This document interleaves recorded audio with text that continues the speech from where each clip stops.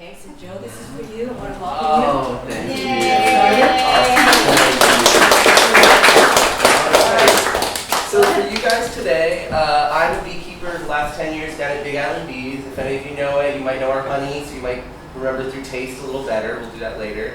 But through here, I want to talk to you about the birds and the bees, right? And if we're talking about the birds and the bees, we're also talking about the flowers and the trees, and that's your guys' specialty. So I'll leave you guys to correct me on anything I may be wrong on.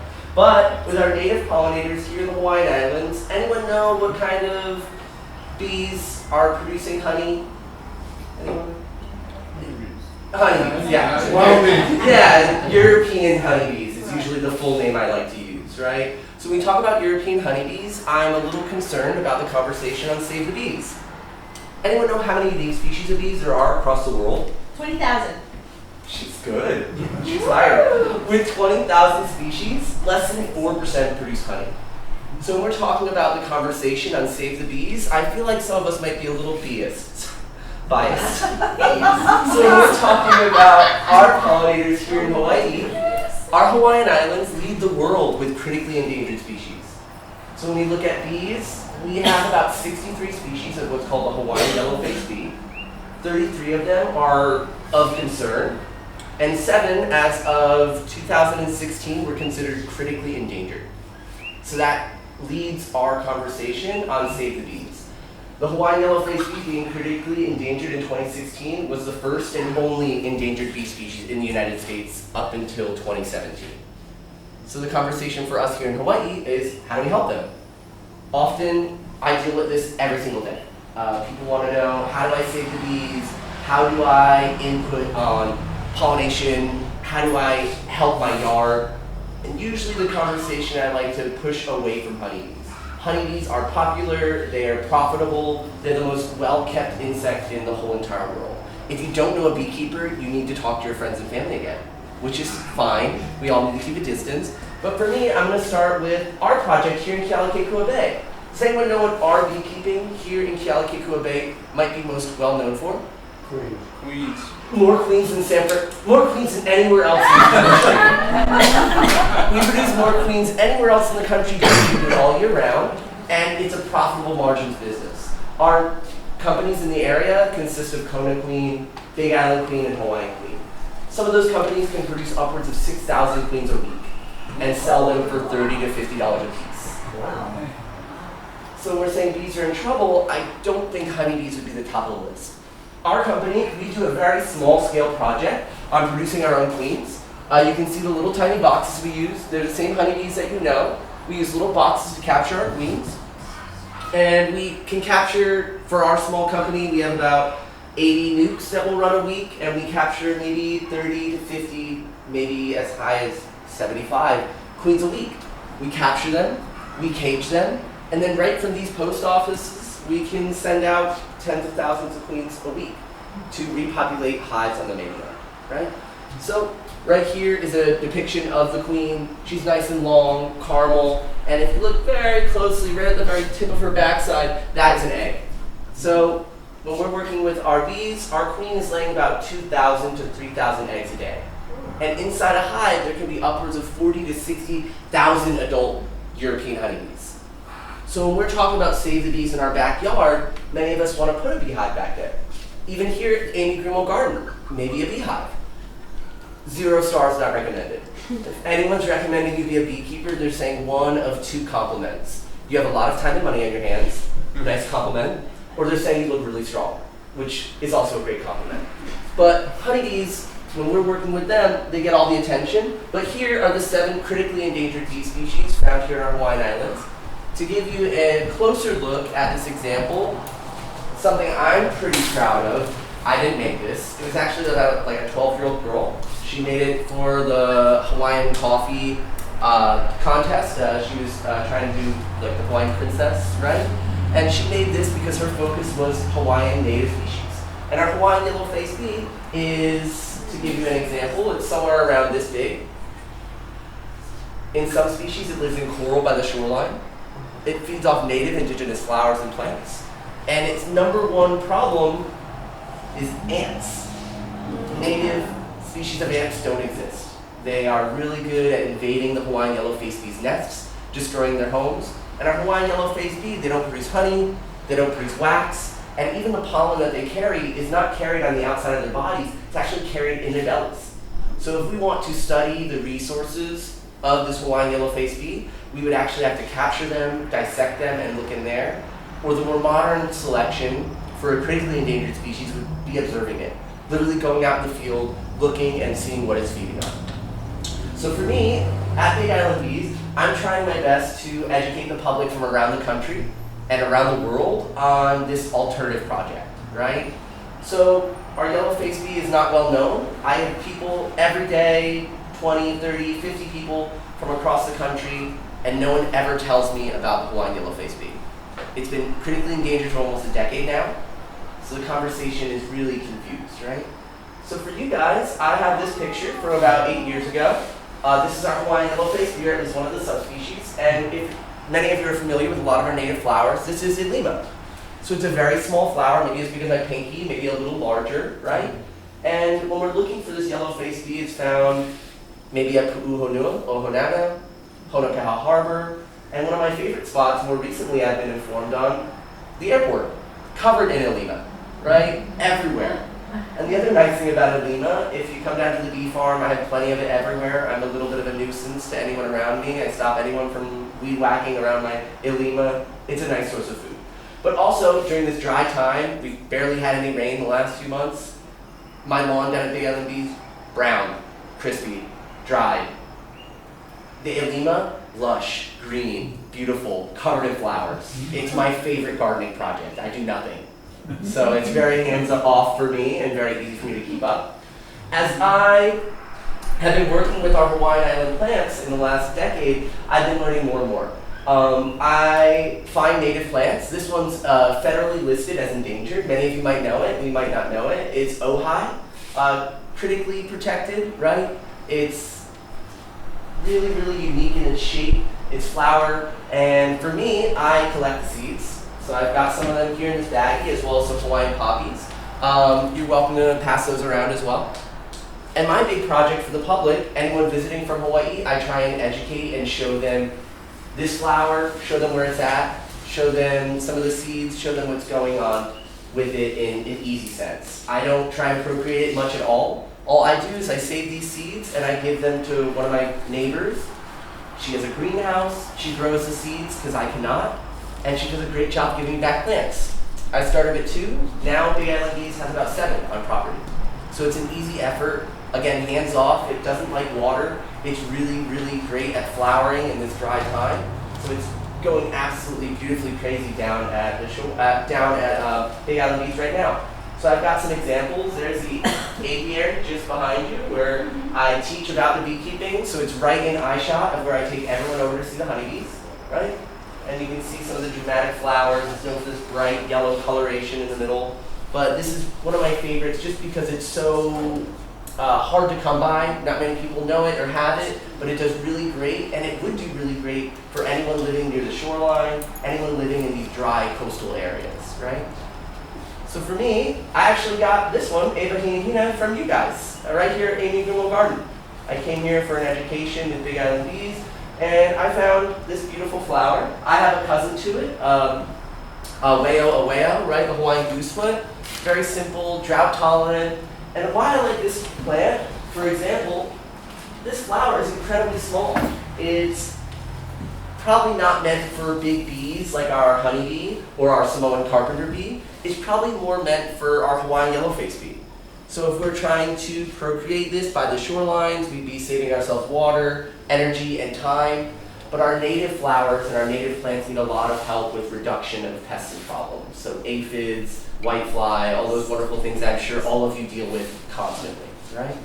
So my Eva I have it planted right next to my big water bin, right next to all of my native plants. Easy to spot, easy to take people to and show to, and you guys give me a little red tag so that I don't get in trouble for having it. It's really nice. The next one, this one is one of my favorites to example to the public. It's the purslane family. I think Michael Jackson named it. It's called the IHI. It's drought tolerant. I started with 2. I have about 20 on property now. I didn't have a picture of the delicate yellow flower, but this yellow flower, like the Alima, is out for maybe a day or two. Very, very seldom, very soft flower. Honeybees aren't really on it. I look by them every day. The honeybees aren't really too interested in our native flowers. So this one, as well as the Ojai, and each of these that I'm going to come across in the next 4 slides, they're all protected federally. So that would be on the top of the list of plants that might need your help, or plants that might be a focus in the future. So the next one, this is Nanu, right? It's a Hawaiian gardenia. This one, there's Brignami and Remiai. Both of these are critically protected. This one I found up in Waimea at the nice, one of our, what is it called? The school, yeah, it's the plant sale. This guy's called Elemental Plants. He has new plants every time I go by. He always has a great education on it. It's right at the little farmer's market. So when you get a chance to run into there, drive all the way up there, he's very well educated on the subject of native plants and where to plant them. My favorite thing about that guy, whenever I show up and I ask about a plant, he usually asks me where I'm from first. Where are you staying? What elevation? How dry? And usually he has those answers for me, so I can do a better job procreating them. So after that, I've got my favorite plant. This is Matiapilo. Directly translates to smelly banana. And if you know beekeeping, anyone know why a smelly banana would be important for beekeeping? That's what a bee sting smells like. Exactly. The smell of a bee sting smells like banana. It tells the bees, he killed Karen, let's get him. And that's why beekeepers have a smoker, to cover up that communication, right? To leave a different note, right? So the Matiapilo is a favorite for this talk because it's growing over at Honokaʻa Harbor. If you've been there in the last few years, they've been doing a great job procreating it. It's a beautiful, delicate white flower when it starts. When it's blooming and finished, it's this beautiful purple. And this is why it's really called the smelly banana. That orange fruit that it drops has a really, really ripe smell. Not the best. I wouldn't recommend it. It's in the caper family, so you can make capers out of it. I just don't know how well it would go. Right? So you'd have to really look into that. Some good fish. Oh yeah. So with our beautiful Matiapilo, it's a night blooming flower. So this is just before the sun was setting. The flower is getting ready to bloom. And the important thing, here in the Hawaiian Islands, we have about 2 native butterfly species and over 1,000 native moth species. So with this flower, at nighttime, not only is it blooming, but it's also fragrancing. So if you wanted to smell this flower, it has this lemongrass, green tea kind of tone to it. It's incredibly fragrant at night. Near sunset or really early in the morning, depending on how you feel about visiting Honokaʻa Harbor at those times. This is one of my favorites. Go out on a late night in the fall time. Really great way to smell something different, but also to look for native insects, right? There's also a Nelha and whale.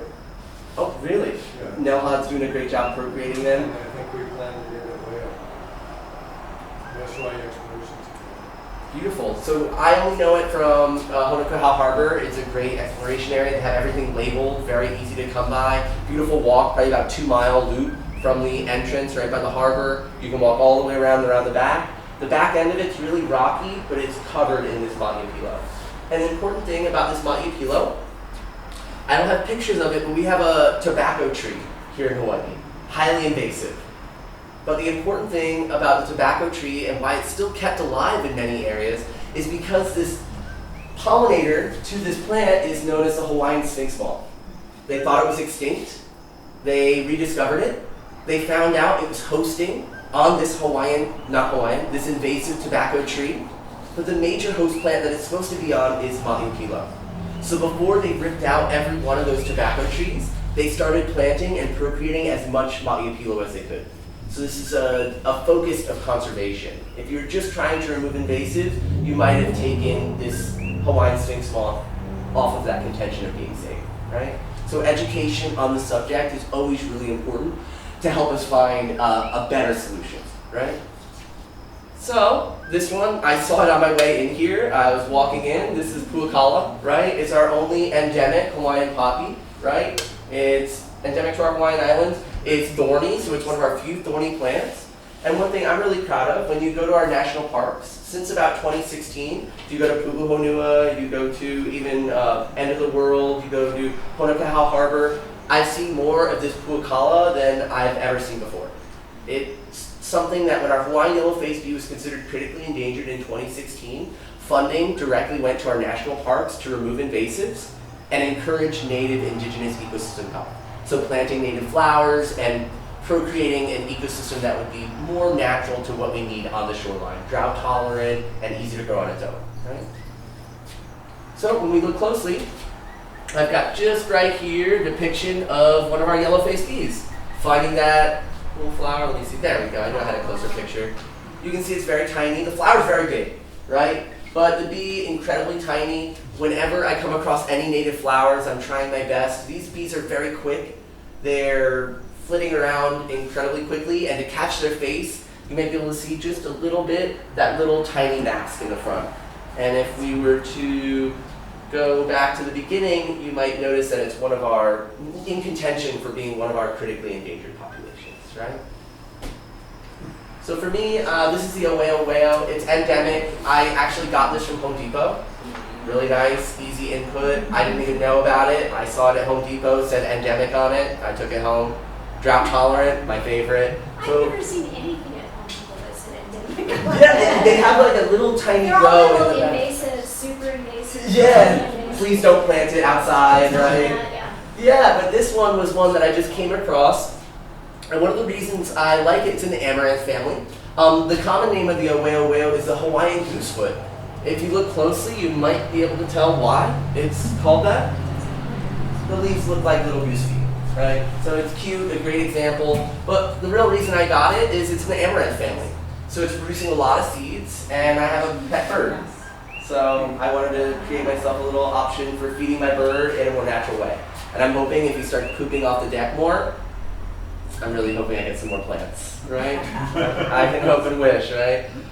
So this is one that we all probably know. If you've ever been to the beach, I know it's hard to come by around here. We have the heliotrope tree.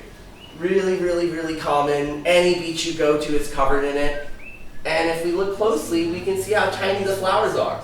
These are absolutely everywhere. And if you go down to, say, Old Airport or any of these beaches and you're looking very closely, it looks like little black flies flying around. They're most likely our Hawaiian yellow-faced bee. So a really easy way to get some observation in. When you look into finding and researching the Hawaiian yellow-faced bee, it's usually people sitting in bushes watching the bees. It's weird, but it's a fun project. Yeah, you gotta do what you gotta do if you want to learn more about it. I've got one actually I bought here as well last time I was visiting. This Pa'uo Kiaka, it's a ground cover. When you go down to the national park again, I've seen it planted and taken over plenty of areas. It's got this soft blue, sometimes white flower, depending on how the varietal you're finding. But for me, when I travel down to some of the further regions of the island, like all the way down by South Point, if you go to any of those nice secret little beaches all the way out in the middle of nowhere, I came across some more of our yellow-faced bee. This is a female of the Hawaiian yellow-faced bee. The females are all black, so they won't have any distinguishing markings, right? So you have to keep looking to find a male if you wanted to try and identify and try and see where it's from. I used this picture over here because we can see the plant crawling, finding its way over, and if you look closely, it's got Ilima covering right with it. So they pair together, they do really well, and this is in the middle of the dry, windy portion of the island, and they're doing just fine. So it's an easy way of seeing and procreating these native pollinator needs, right? This is again the Ilima. We all know it very well. It's in the Malo family. There are dozens of species that you can find, some that grow tall, some that are really short and crawly. You can find some invasive species that are similar but not supposed to be. So you'll have to really distinguish which is which. I really like it because it's delicate. It grows everywhere. The easiest way for me to help locals try and learn about it, I have examples of it all over the farm. It's growing in the grass. It's growing everywhere where people are not allowed to touch. That's where it's growing. You can see it can get very big and tall. It can be as tall as this building if you really let it go. It can get nice and tall, full of flowers. It's a very special lay. You're supposed to collect thousands of them. They last less than a day. right? So it's not a lei that you'll come across or find very often anymore, right? And then, if you ever go down to like Target or any of those industrial areas, this is Pollinators, the Hawaiian mint. Beautiful purple flower, again drought tolerant, growing like crazy, very easy to come by. The nicest thing about the Hawaiian mint, I snip it, I chop it, I toss it in the ground, and it grows. So I've been procreating that as an easy example for our constituents coming from outside the Hawaiian Islands, just so that they can recognize it as they're going around some of our more tourist-rich areas, right? It's an easy way of being proud of our communities, right? And then this one, it's not endemic, it's not native, it's not any of those things, but we're all very familiar with it. It's the crown flower. It's an Indian native plant, so it's non-native to Hawaii. But the reason I have it as a major example, again, you can see the apiary I teach at just behind it. I use it for the monarch. The monarch, non-native. We don't have monarch butterflies that are native to the Hawaiian Islands, right? But they're non-migratory. And if anyone remembers from back at home, on the mainland, or back from anywhere else in their travels learning about monarch butterflies, we're supposed to be planting milkweed. Milkweed here in the Hawaiian Islands is incredibly invasive. So the alternative, when you look into what should I plant here in Hawaii for the monarchs, is our crown flower. One, I planted this little tiny stick about this big about 8 months ago, and now it's this big, beautiful, thriving plant. I see monarchs on it every single day, right? And I found some chrysalis, I found some caterpillars. That chrysalis was actually from like 2 hours ago, so very quick find, just for you guys. And then I use this just as my finish because here in the Hawaiian Islands, one of my big gripes with communication on Hawaii is, it says mahalo, thank you. But all of these flowers are non-native. Not a single one native. You go to Hawaiian Island Creation, this like beautiful Hawaiian, expensive Hawaiian focus store. I almost never see native plants involved in that, say, design or in any of that education. So it makes me very concerned about what the conversation is on native versus Hawaiian versus who knows what needs to be saved, right? So with that, I'm going to leave you guys with a chance to ask questions. I gave you a very general overview on the plants I have, and the reason I use these plants down at the bee farm, the reason I use these plants down at the bee farm is because they're easy to grow. I have them readily available. We only have a little quarter of an acre that I'm working with, but I planted almost every single one of those plants just on a whim. I found a spot, I planted them, and now if you guys have the land, you have an opportunity, you feel like you want to do more, you want to help out a little bit to your native pollinators, that would be a great input on just involving yourself natively. And then you can save the seeds like I did at wherever they're finding their way around. And when you save the seeds, you can carefully give them to neighbors and friends or procreate the plants yourself and then encourage those around you to plant them as well. So it'll save you a lot of time, money, and effort, right? So with that, I'm going to open the floor to you guys for open questions. It can be on bees or beekeeping or our native insects. I just want to leave it mostly to plants today and give you guys a chance to ask. Okay? First of all, great job. Oh, thank you.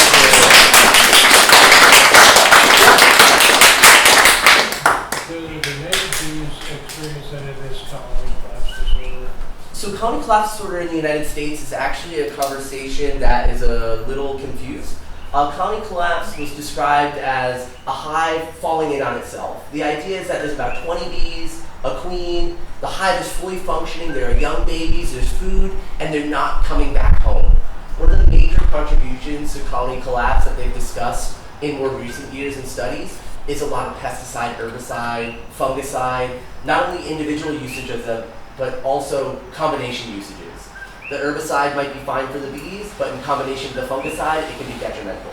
One of the major things that we look at when we're looking at the health of the honeybees is what they're feeding on. So one thing that we've seen directly tied to colony collapse would be movement of honeybees into the California almond groves. And when bees are moving to California almond groves, they're moving for a payment, right? They're moving for a pollination service. And each time they're moved to the California almond groves on an early spring, they're paid handsomely per hive. It's between $200, maybe up to $300 a hive. And the average beekeeper runs between 10,000 to 20,000 hives out to that area. To give you an idea, Big Island bees producing 500,000 pounds of honey a year, we run less than 2,000 hives. We have 8 beekeepers, and we stay here in the Hawaiian Islands. Large beekeepers on the mainland, they're focused on moving their bees around the country into different areas for a pollination service payment. I like to call it Airbnb. Just me. But when we talk about colony collapse, we see direct effects of, they were saying neonicotine-based pesticides were being systemically added to certain amounts of these almond grove crops to reduce pesticide usage, but to decrease insect damage. The problem is when honeybees are visiting and making honey, anyone know how many flowers it takes to produce 1 pound of honey? Thousands. It's 1 to 3 million.